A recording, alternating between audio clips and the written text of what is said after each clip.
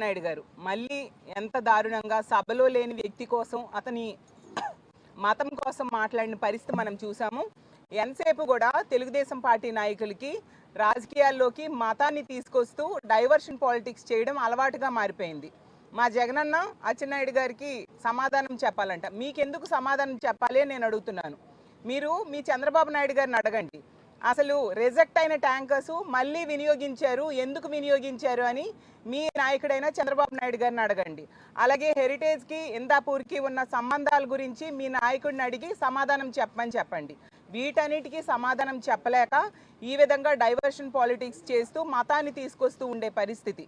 అసలు నెయ్యి రేటుని అంత దారుణంగా పెంచేశారు. హెరిటేజ్కి అనుబంధ సంస్థగా ఉన్న మ్యానుఫ్యాక్చరింగ్ సంస్థగా ఉన్న ఇందాపూర్కి లబ్ధి చేకూర్చడానికి అనేది స్పష్టంగా అర్థమవుతుంది.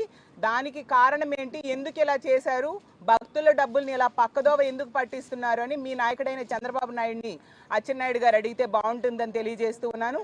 కాబట్టి ఎప్పటికైనా ప్రజలకు ఇచ్చిన హామీలు అమలు చేయండి. దాని మీద దృష్టి పెట్టకుండా ఇలా మీరు పాలనా వైఫల్యం చెందారు కాబట్టి దాని నుంచి డైవర్ట్ చేస్తూ ఈ విధంగా డైవర్షన్ పాలిటిక్స్ చేస్తూ ఉన్నారు.